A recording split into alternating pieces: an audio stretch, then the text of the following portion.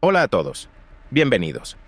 Hoy vamos a abordar un tema fascinante y controversial. ¿Por qué la economía mundial no necesita a Rusia? En los últimos años, hemos visto cómo las tensiones políticas y económicas han puesto a Rusia en el centro de la discusión global. Pero, ¿qué papel juega realmente Rusia en la economía mundial? ¿Es tan indispensable como algunos creen? Acompáñanos mientras desglosamos los factores clave, analizamos datos y desmitificamos la importancia económica de Rusia en el escenario global. ¡Vamos! Exploremos el planeta.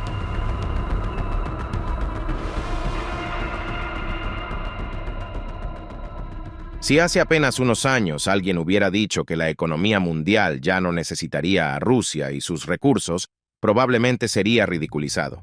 Sin embargo, en 2024 se ha producido un cambio global histórico que ha convertido esta risa en un susurro del pasado. Pero seamos honestos, pocas personas habrían predicho un cambio tan masivo en tan poco tiempo. Después de todo, solo en 2021 se exportaba a Europa un asombroso 83% del gas ruso. Decenas de países dependían de este gas al menos en un 50%, entre ellos Alemania, Finlandia, Grecia y Austria. Al mismo tiempo, países como Japón y China se encontraban entre los principales consumidores de gas natural licuado de Rusia. Por eso, Vladimir Putin, el presidente de Rusia, creyó que podía mantener como rehén a la economía mundial tras la invasión de Ucrania en 2022, utilizando las exportaciones de materias primas rusas como moneda de cambio.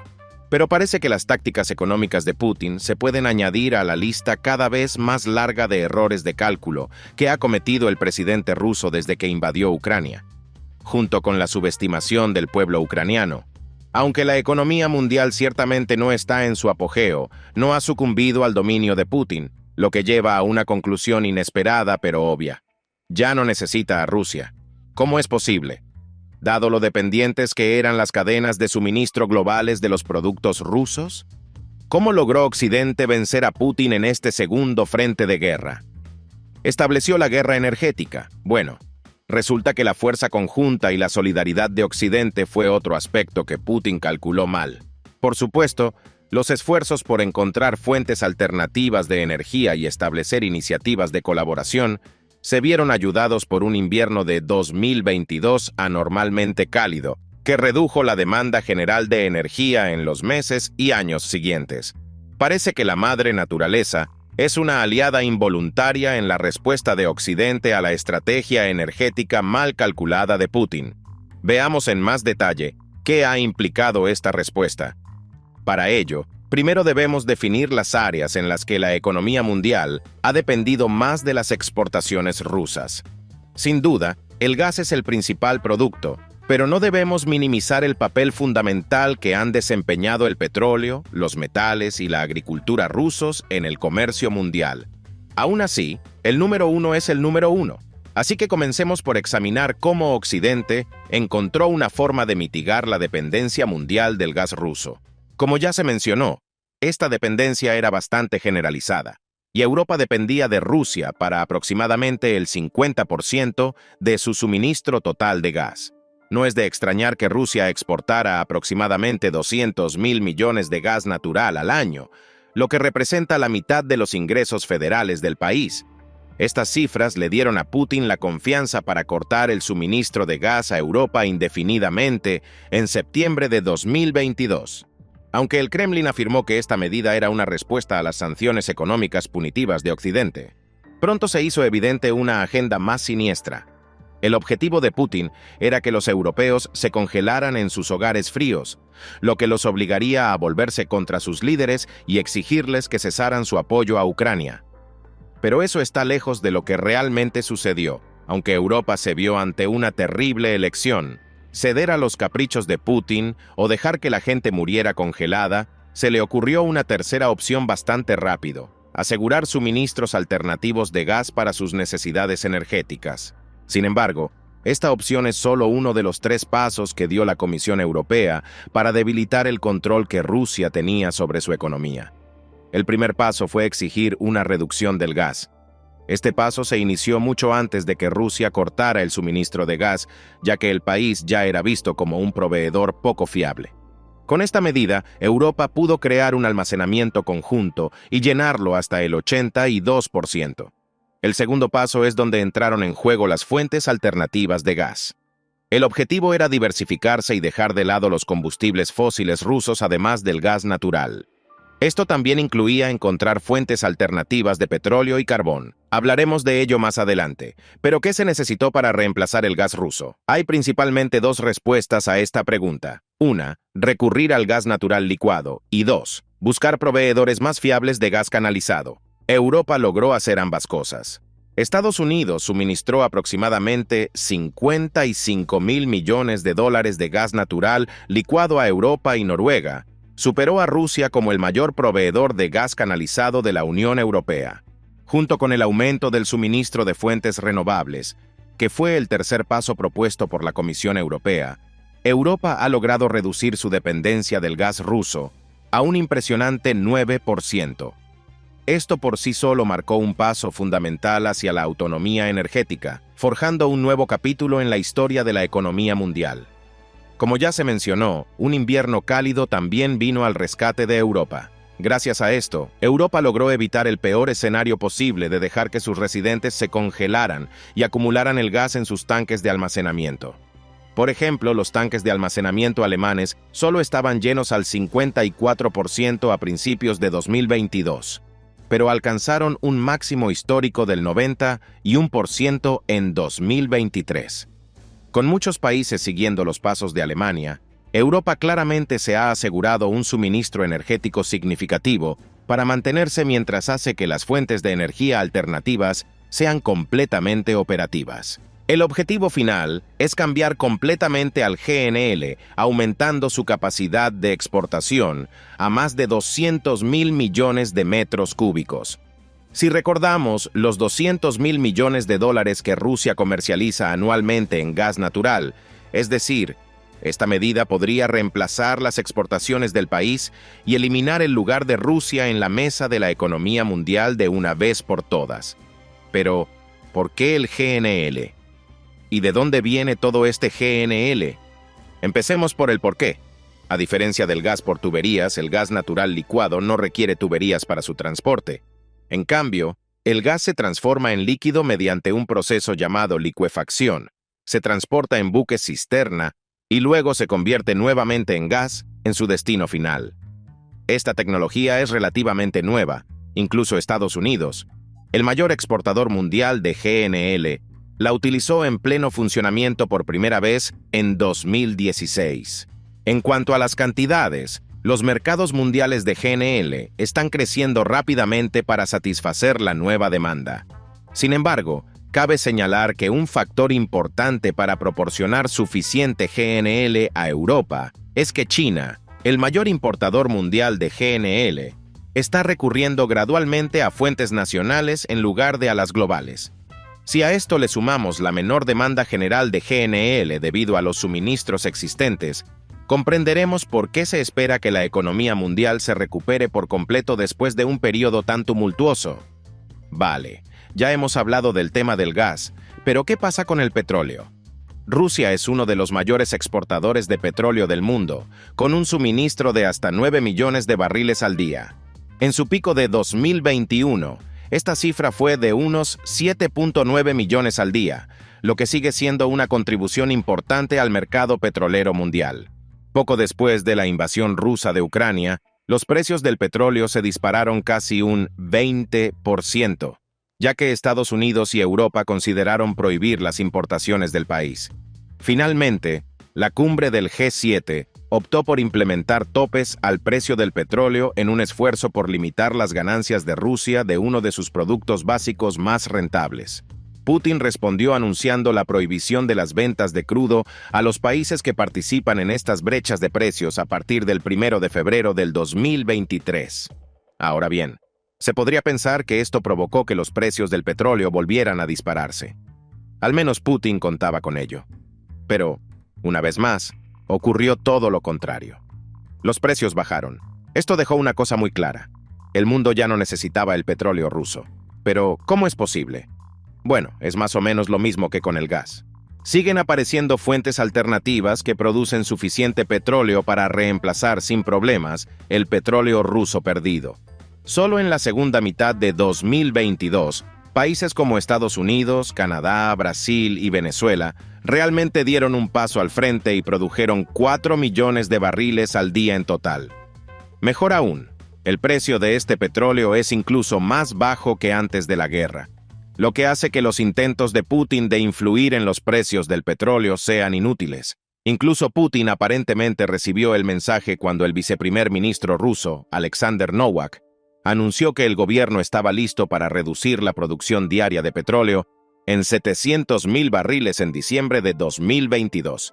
Sin embargo, no todo son buenas noticias en este departamento. Aunque se suponía que Arabia Saudita, el mayor productor de petróleo del mundo, era un aliado de Estados Unidos, el país aparentemente se ha asociado con Rusia para manipular el precio del petróleo. Estos dos países han actuado juntos en la Organización de Países Exportadores de Petróleo, más la OPEP, para reducir su producción de petróleo, lo que ha provocado una escasez en el mercado mundial. Pero este juego tortuoso se detuvo rápidamente.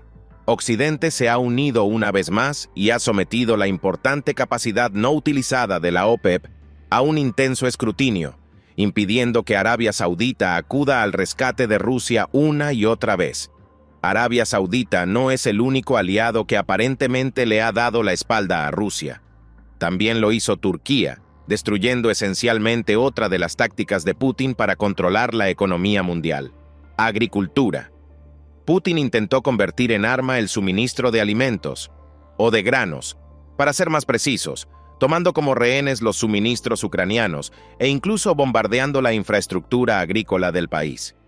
Sin embargo, Turquía logró negociar un acuerdo que dio como resultado la reapertura de los puertos ucranianos después de un largo bloqueo.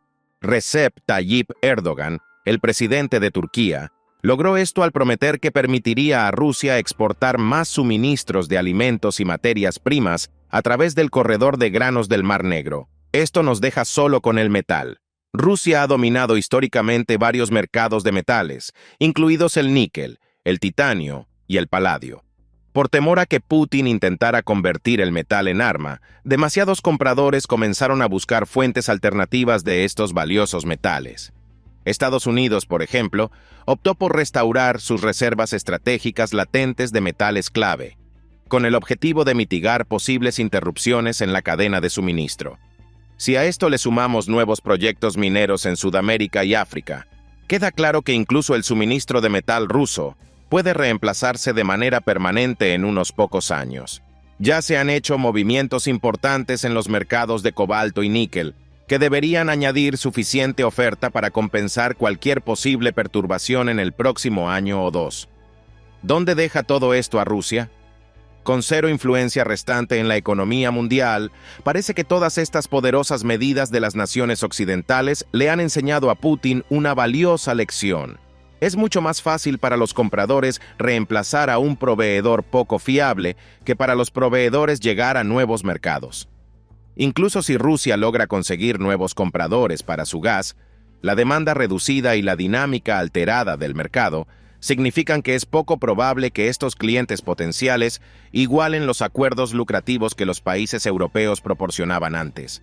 Esto se traduce en un golpe financiero sustancial para Rusia. Sin embargo, las cosas parecen bastante similares en el departamento de petróleo. Rusia ha logrado asegurarse un poderoso grupo de compradores en el este. Liderados por China y la India, el petróleo insignia del país se vende ahora a la mitad del precio mundial. ¿Por qué? Los compradores de petróleo de Rusia tal vez no participen explícitamente en los límites de precios del petróleo del G7, pero seguro que han utilizado esos límites en su beneficio. Por ejemplo, India está comprando más de 30 veces más petróleo ruso que el año anterior, pero lo hace con descuentos de hasta el 50%. Como Rusia no tiene realmente otra opción, apenas obtiene beneficios. Teniendo esto en cuenta, no debería sorprender que los informes económicos del Kremlin se hayan vuelto progresivamente más selectivos. Antes de la guerra, todos los datos sobre comercio exterior se actualizaban mensualmente, incluidos los niveles de producción de petróleo y gas, las cantidades de exportación de materias primas, las entradas y salidas de capital, los informes financieros de las empresas más importantes y los datos sobre inversión extranjera directa. Ahora, estos informes se retienen o se publican de forma incompleta y se omiten todos los parámetros desfavorables. Esto se ha extendido a todo el gobierno ruso, e incluso la Agencia Federal de Transporte Aéreo del país, Ruseviatsa, ya no publica datos sobre el volumen de pasajeros en los aeropuertos. Estas medidas desesperadas solo pueden significar una cosa: todas las sanciones internacionales y los esfuerzos conjuntos han dado sus frutos y la economía rusa se está deteriorando y lo está haciendo rápidamente. Así es como ha desmoronado irreversiblemente la influencia económica de Rusia. Si le preguntamos a Putin, la respuesta será un rotundo no. El presidente ruso, que nunca admite la derrota, sigue repitiendo los mismos argumentos con la esperanza de mantener una fachada de resiliencia. Pero tomémosle el pelo a Putin por un segundo. Examinemos sus argumentos uno por uno para determinar si indican que Rusia no renunciará a su influencia global en un futuro próximo, o si no son más que mitos desesperados de un hombre desesperado. En primer lugar, uno de los argumentos favoritos de Putin, el llamado giro hacia el este. Básicamente, Putin afirma que Rusia puede prosperar redirigiendo sus exportaciones de gas a Asia en lugar de a las naciones occidentales. Pero la verdad es que esto simplemente no es factible, al menos durante unos años más. El único gas con el que Rusia puede obtener ganancias significativas es el gas por tuberías, ya que el gas natural licuado representa menos del 10% de la capacidad total de gas del país. Y como sugiere el nombre, el gas por tuberías necesita tuberías para ser transportado. Rusia tiene un poderoso sistema de tuberías fijas para transportar gas, pero la mayoría de estas tuberías fluyen hacia Europa y a través de Ucrania, lo que no es exactamente conveniente para todo el asunto del giro hacia el este. Para empeorar las cosas, estas tuberías no se pueden conectar a una red de tuberías separada que vincule Siberia Oriental con Asia. Esto significa que la única manera de que Rusia exporte gas por tuberías al este es construir nuevos gasoductos. No hace falta decir que se trata de una tarea que requiere mucho tiempo y plantea importantes desafíos financieros y logísticos para cualquier país, y más aún para uno en guerra. Aunque ya se han iniciado algunos proyectos, pasarán años hasta que estén operativos, siempre y cuando Rusia no se declare en quiebra antes. Supongamos que Rusia logra construir un sistema de gasoductos en dirección este, por el bien del debate. Incluso en ese caso, es improbable que el país pueda exportar suficiente gas para igualar sus exportaciones europeas de antes de la guerra. Basta con comparar los 170.000 millones de gas natural enviados a Europa con los miserables 16.500 millones enviados a China, el mayor aliado de Rusia en Asia, y se tendrá una idea de que esta brecha, o deberíamos decir cañón, convierte esencialmente cualquier proyecto relacionado con los gasoductos asiáticos de Rusia en una pérdida de tiempo y dinero. Incluso si decide seguir adelante con este proyecto tonto, Rusia estará olvidada en la economía mundial cuando se coloque el último gasoducto. Sin embargo, esto no impide que Putin siga alabando a Asia como una especie de tierra prometida. En sus palabras, el continente también es el mercado perfecto para aumentar las ventas de petróleo. Y como ya se ha dicho, tiene razón, hasta cierto punto. De hecho, Rusia está vendiendo más petróleo a Asia, pero ¿a qué precio? Y lo decimos de forma bastante literal. El petróleo ruso se ha vendido históricamente a precios superiores con descuentos que nunca superan los $5 por barril, mientras que actualmente estos descuentos llegan a los $35 por barril, ya que compradores como China e India regatean duramente. Dado que Rusia no tiene a nadie más a quien recurrir, estos descuentos sin precedentes se han convertido en algo habitual en el mercado petrolero ruso. Pero ese no es el único problema del giro de Putin hacia el este para las ventas de petróleo. Al igual que el gas, el petróleo se ha enviado históricamente a Asia en cantidades mucho menores que en Europa. Dado que los petroleros rusos tardan aproximadamente 35 días en llegar al este de Asia, esto no debería sorprender, especialmente si se tiene en cuenta que los mismos petroleros pueden llegar a Europa en tan solo 2 días. Dados los altos costos del transporte y los bajos precios de venta, es fácil concluir que Rusia apenas está cubriendo sus gastos de venta de petróleo y mucho menos obteniendo ganancias significativas. Eso sin mencionar el alto costo de la producción de petróleo, que depende en gran medida de la tecnología occidental. Se mire como se mire, es una situación en la que Rusia pierde, pero una gran victoria para los países que esperan eliminar a Rusia en el escenario de la economía mundial. Una vez más, y como era de esperar, Putin no lo reconoce de ninguna manera. En cambio, todo lo que sale de Rusia son conversaciones sobre las finanzas estables del país con cientos de miles de millones de dólares en fondos de emergencia. De esta manera, Putin está enviando un mensaje claro. Incluso sin las ventas de gas y petróleo, las finanzas del Kremlin no se verán afectadas en un futuro próximo, lo que le permitirá a Putin seguir desestabilizando la economía mundial. ¿Pero es esto cierto? ¿Tiene Putin suficiente dinero para mantener a Rusia atrincherada por la fuerza en los asuntos globales? Una vez más, hay algo de verdad en las declaraciones, pero como siempre, han sido tergiversadas para adaptarse a la agenda de Putin. Así que, sí, Rusia tiene un fondo de emergencia sustancial, pero no es una panacea. ¿Por qué? Bueno, para empezar, al menos 300.000 millones de dólares en reservas de divisas están congeladas, gracias a un esfuerzo conjunto de aliados como Estados Unidos y Japón. No solo los fondos están fuera del alcance de Putin y Rusia, sino que también ha habido algunas conversaciones sobre la confiscación de estos activos para financiar la reconstrucción de Ucrania. El resto de las reservas de divisas de Rusia se están agotando rápidamente, perdiendo decenas de miles de millones de dólares desde el inicio del conflicto en Ucrania. La teoría de que Rusia se está quedando gradualmente sin dinero también está respaldada por el hecho de que el país ha acumulado un enorme déficit presupuestario en 2022. Para entender cuán grande es el déficit, hay que saber que el ministro de Finanzas ruso, Anton Selunov, sugirió utilizar hasta un tercio del Fondo de Riqueza Nacional del país para pagarlo.